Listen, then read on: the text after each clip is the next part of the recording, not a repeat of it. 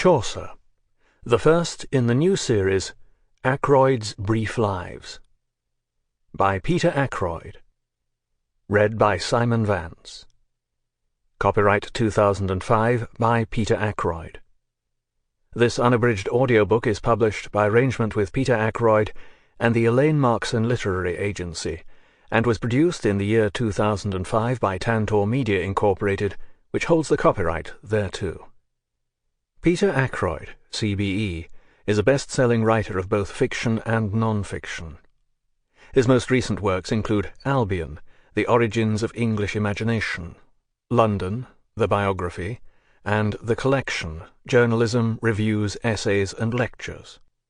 He is the biographer of Dickens, Blake, and Thomas More, and has won the Whitbread Award for Biography, the Royal Society of Literature Award under the W. H. Heinemann bequest, jointly, the James Tate Black Memorial Prize, the Guardian Fiction Prize, the Somerset Maugham Award, and the South Bank Award for Literature. He lives in London. Editor's note: throughout the recording there are several direct quotes in Middle English. These are immediately followed by the modern English translations to create a more comprehensible audio production. Prologue. There is an image of Geoffrey Chaucer, in early middle age, addressing a small audience of courtiers.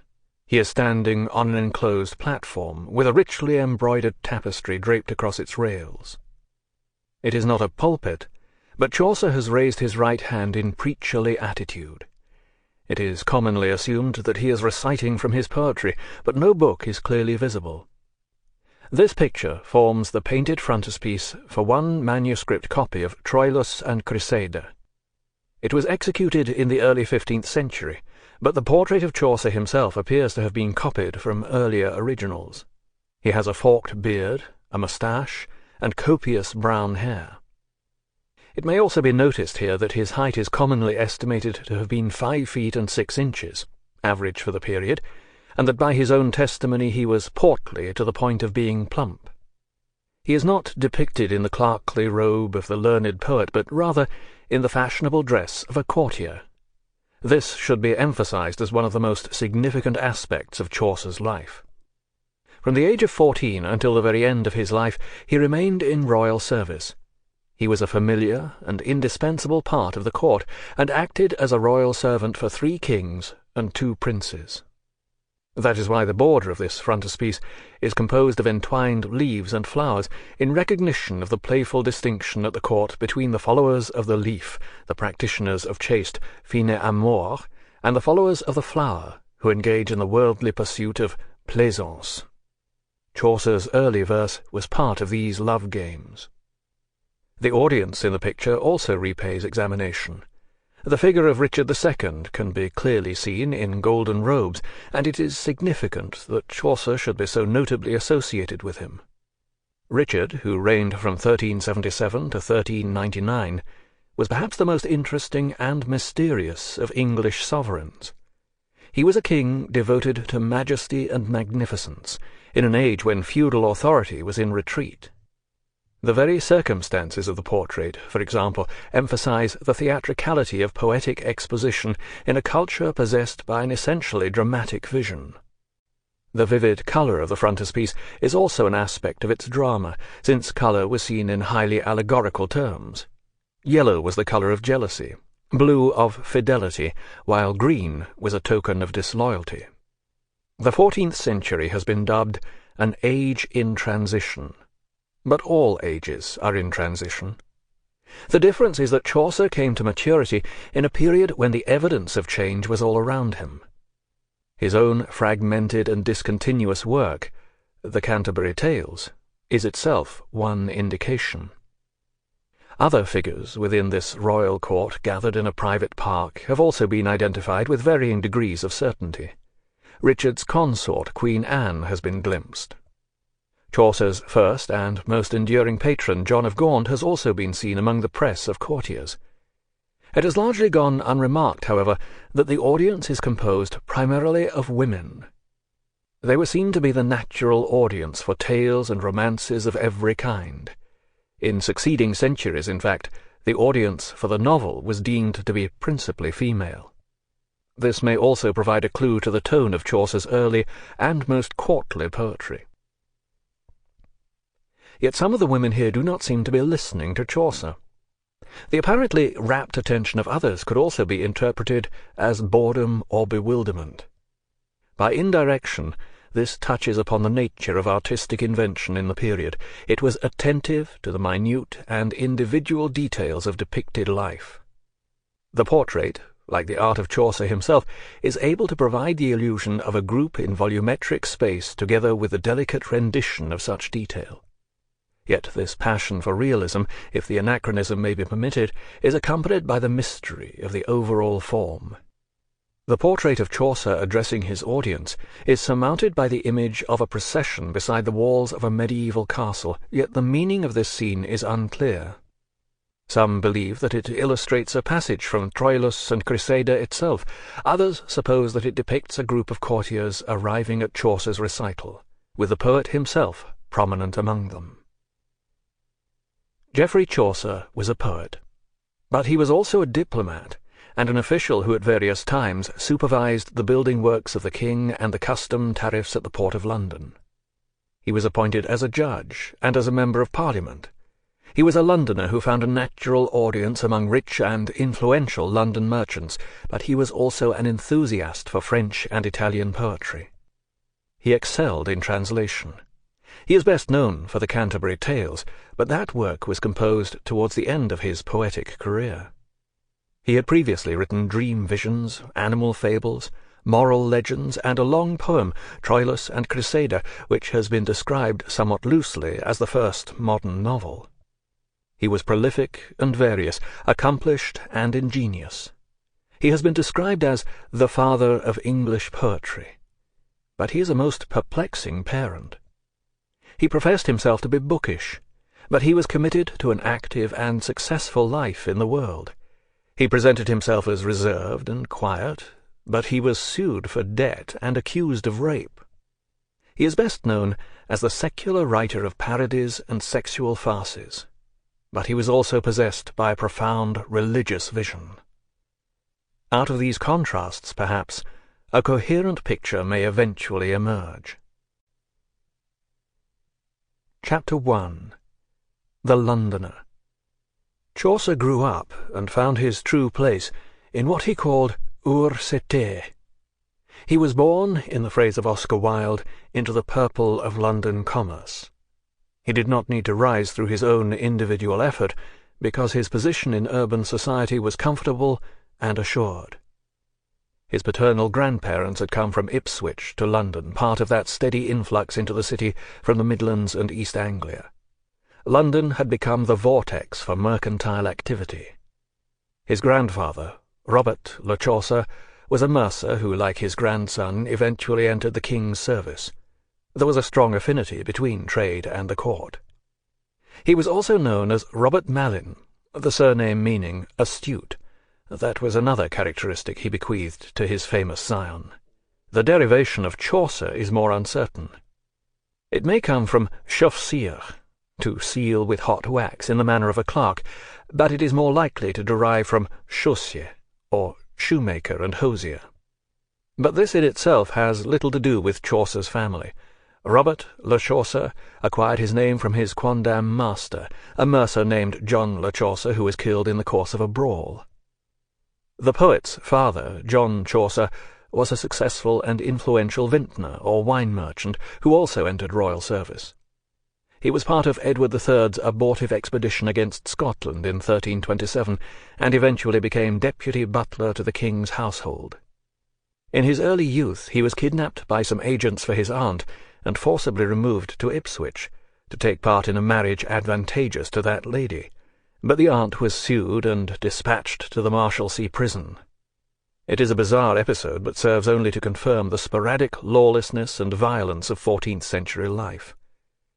Chaucer's maternal grandfather, John de Copton, was murdered in 1313, close to his house in Aldgate. The city records reveal that murder, abduction, and rape were commonplace. At a later date, as we shall see, Chaucer himself was accused of rape.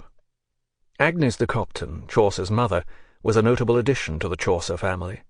She was an heiress, owner of many tenements and of acres in Stepney. In addition, she was niece and ward of the Keeper of the Royal Mint. Geoffrey Chaucer first saw the light, therefore, in a wealthy and influential household. The date of his birth is not certainly known, but all the available evidence suggests sometime between 1341 and 1343.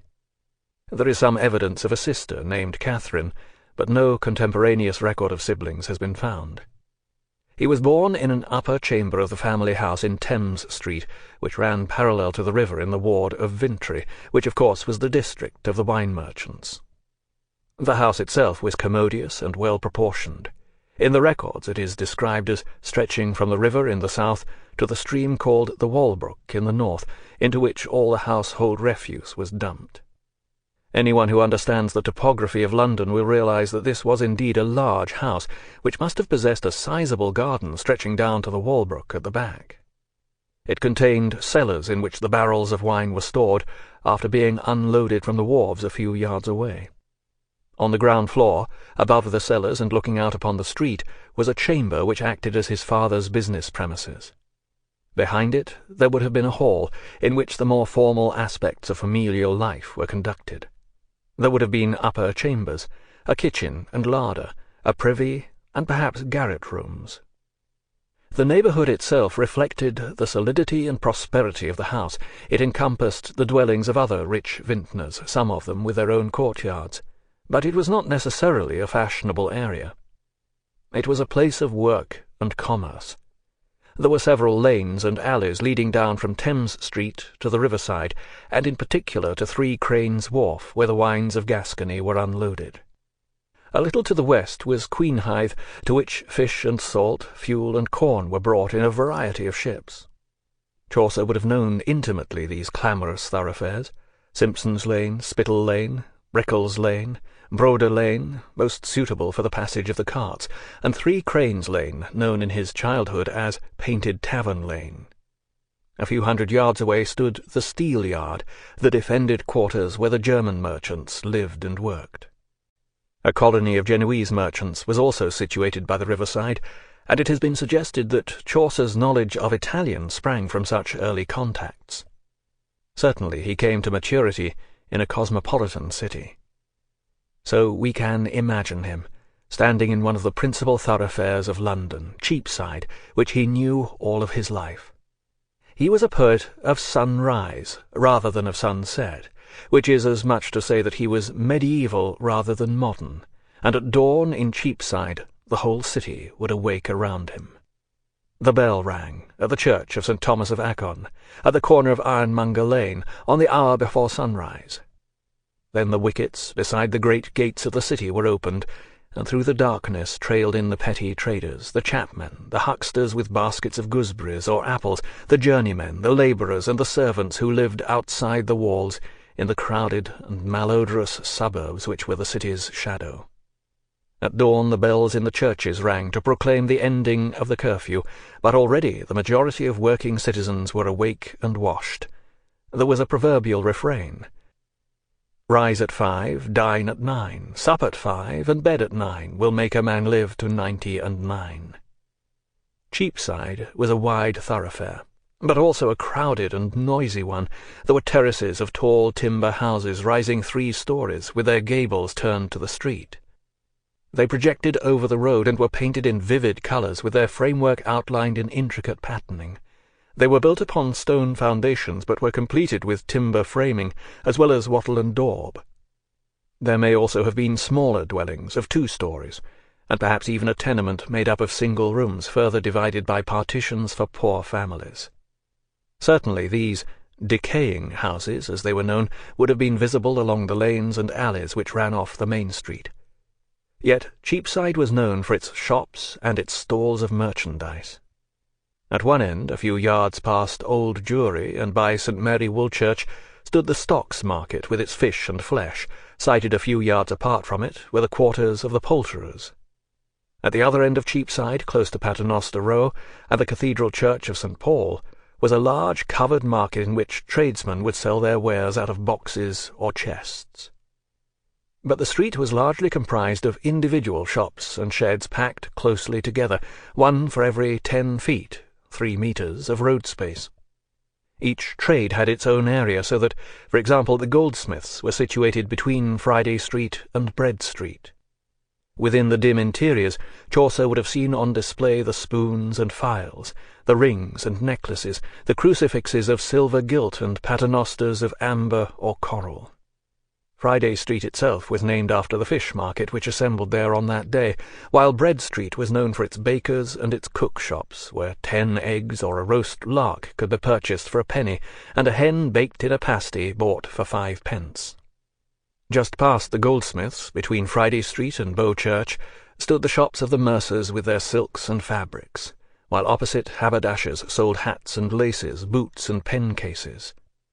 Other shops sold toys and drugs, spices and smallware. In Paternoster Row, leading off Cheapside, were the stationers and booksellers, with their psalters and calendars, doctrinals and books of physic. The signs of the different trades were suspended on poles, and there were drawings on the wooden walls of the shops as a symbol of what lay within. Most of these ground-floor shops were protected by an overhanging story, or penthouse, where the shopkeeper and his family would live in 1 or 2 rooms. If a house boasted a small cellar, or undercroft, it would be utilized for storage or for trade, with ale, one of the most easily available commodities. Among the 1-story sheds and the 2-story dwellings with whitewashed walls and thatched roofs would be vacant plots and gardens. Down the smaller streets were shops and cottages, fences and barrels, with chickens and ducks, goats and pigs roaming among them. Most of the pavements would have needed repair, and there were piles of refuse or manure on the streets waiting for the raker or fermor to remove them. The air was filled with the smell of burning wood and of sea coal, of cesspits and butcher's waste. At sunrise, the great gates of the city were opened, and the long bakers' wagons from Mile End would bear their precious burden into the streets of the city. Simnel bread was best, and Cocket the worst. Horses and carts of every description would also begin their journey through the narrow streets among the porters and water-carriers and merchants. In a city continually expanding, there was building work everywhere. In the latter half of the 14th century, the population of London has been variously estimated between 40,000 and 50,000, but, whatever the density, the square mile within the walls was sufficiently noisy and active. The population of London was characteristically compared to a swarm of bees, busily engaged, but when threatened, dangerous and deadly. Yet the greetings upon the street at any dawn would have seemed beneficent enough. God save you. God give you grace. God speed. Good day, a clear day. Mixed with these greetings, the cries of the street sellers would already be added to the clamour and shouting which accompanied the start of each day. 12 herrings for a penny! Hot pies, good pigs and geese, ribs of beef and many a pie. The blind would stand on street corners with their white willow wands and sing such popular songs as J'ai tout perdu mon temps et mon labour, which Chaucer mentions, and My love has fared inland. Chaucer would have thoroughly absorbed the language of the streets, that rich polyglot mixture of Latin patois, Anglo-Norman phraseology, and English demotic. It emerges in Chaucer's consistent hyperbole, so much a feature of London verse, but also in the stray phrases which are embedded in his aureate verse. Come off, man. Let's see now. No more of this. What say ye? Take heed now, Jack a fool. At night, and in moments of relative quiet, the sound of the river would clearly be heard. An apt symbol for the Catholic culture of 14th-century London might be found in the fact that there were 99 churches and 95 inns within the walls. The hermitages and oratories have not been included, but neither have the ubiquitous ale-cellars. In future generations, the piety of Londoners was recognized all over Europe, and there is no reason to suppose that the faith of the 14th century was any less intense. The celebration of the Mass was at the centre of London worship. The bells pealed out at that blessed moment when the bread is turned into the body of Christ and becomes the Eucharist. At that moment, divine life entered and renewed urban time. It was a culture of ceremony and ritual, of hierarchy and display, modelled upon sacred typology and the liturgical year. It is not surprising, therefore, that the poetry of Chaucer is suffused with religious practice and religious personages. The Canterbury Tales is, of course, itself set within the context of a pilgrimage, and hardly one of those tales is not concerned directly or indirectly with "Holy Church's good." In that compendium of late medieval narratives there are saints' tales and pietistic texts. The urban parades and religious processions upon London's streets, as well as the stridently colourful dress of the citizens, also testify to a culture of spectacle and display. It is a culture in which the ideal and the real interpenetrate one another, so that the most vivid or naturalistic detail within Chaucer's poetry can be suffused with a sense of the sacred. In the mystery plays, which Chaucer would have witnessed, the events of biblical history are interrupted by farce and obscenity. In The Miller's Tale of the Canterbury Tales, a domestic version of Noah and his ark becomes the occasion for fart, piss, and a naked arse. In a civilization where death and disease were so pressing and so close to hand, why should there be any conception of good taste? There is a description of London in the 12th century, written by William Fitzstephen, which furnishes the context for the development of the city in Chaucer's lifetime. He describes the meadows and springs which lay just beyond the city's bounds. Even in the 14th century, the sentinels of the city walls and gates looked out over fields, and bells were rung to call in agricultural labourers at curfew time. He mentions the smooth field, where horses were raced and purchased, which by Chaucer's time was known as Smithfelde. It had become the site of a market and a fair, as well as the spot where malefactors were hanged by a clump of elm trees. It was already a city of violent contrasts. Fitzstephen describes the ancient governance of London with its wards and sheriffs and courts. Chaucer himself would have grown up within the network of these obligations, which stretched back, in the medieval phrase, beyond the memory of man. His poetry is often conceived to be of springtime rather than of autumn, as if he believed himself to come from a freshly minted civilization, yet London was deemed to be more ancient than Rome. Fitzstephen's account concludes with a description of the sports and games of the city. He mentions the dramatized versions of saints' legends played out upon the streets, in the same paragraph as he alludes to the cock-fights organized by schoolboys at Shrovetide. He describes football and horse-racing, ice-skating and archery, as well as bull-baiting and boar-baiting by savage dogs. In the context of these violent delights, he might have mentioned the sporadic but intense violence of Londoners themselves. The city records are filled with reports of riots and murderous affrays, with which Chaucer himself became all too familiar. Fitzstephen adds that the only inconveniences of London are the immoderate drinking of foolish persons and the frequency of fires. Since this is a complaint repeated down the centuries, even perhaps into our own time, then we may safely conclude that the city itself has certain unchanging characteristics. When we read Chaucer's poetry, then, it may speak to us directly. From the circumstances of the 14th century, an eternal London vision can emerge. Chaucer is intrigued by crowds and processions.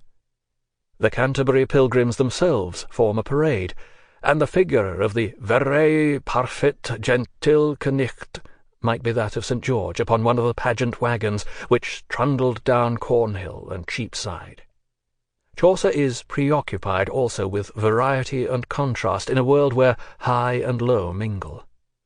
His poems are filled with many competing voices, as if he were repeating the accents of the London crowd, and his work is suffused with a theatricality and vivacity that might derive from the contemplation of the endlessly changing urban world. Chaucer is in love with spectacle of every description, and with the external life of humankind. He is a London artist.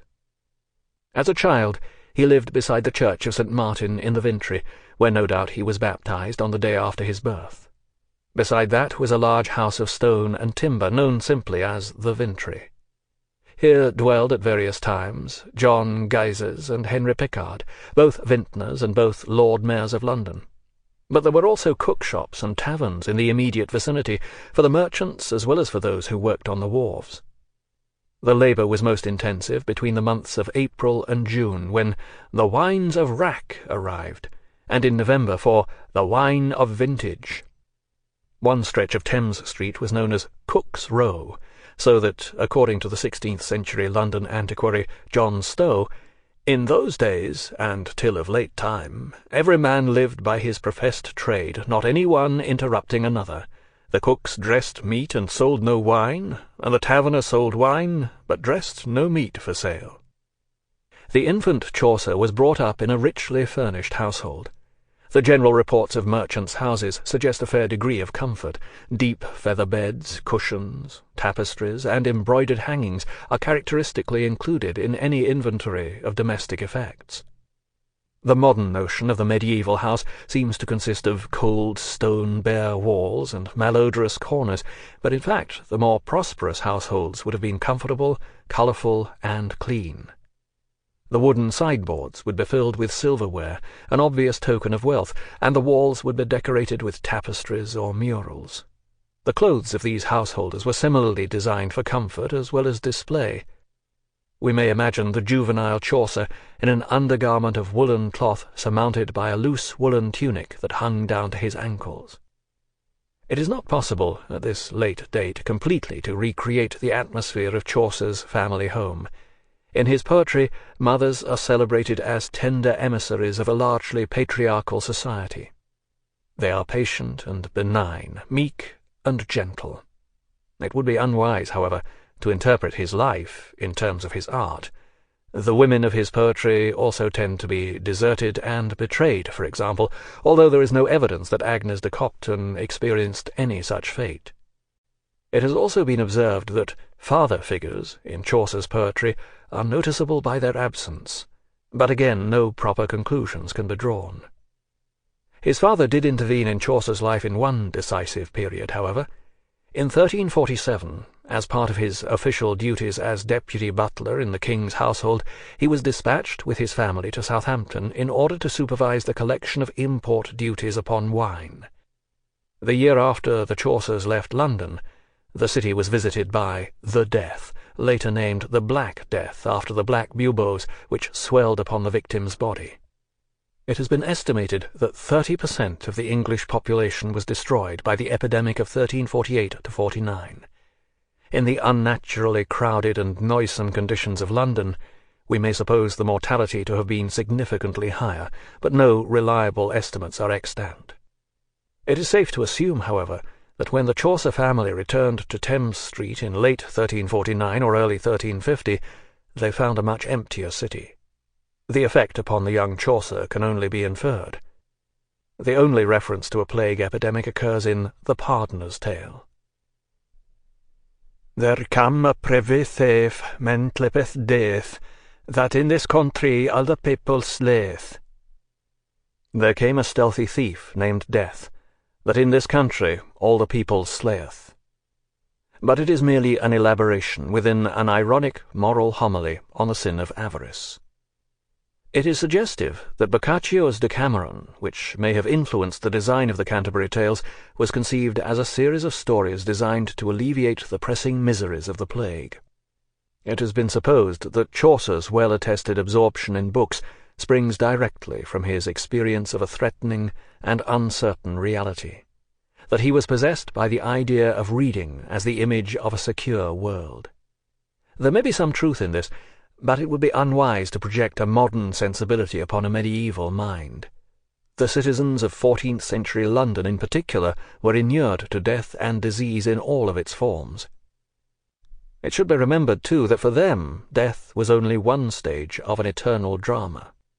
The consequences of the plague epidemic were, for the Chaucer family, considerably more benign in any case, since they inherited a great deal of property from the last bequests of those relatives who had unfortunately remained in London. On his return to the city, it might be assumed that Chaucer's schooling began in earnest, except that there is no indication of what that schooling consisted. The education of a prominent citizen's son characteristically began at the age of 7 in a song school or grammar school, where Latin phrases were learned by rote.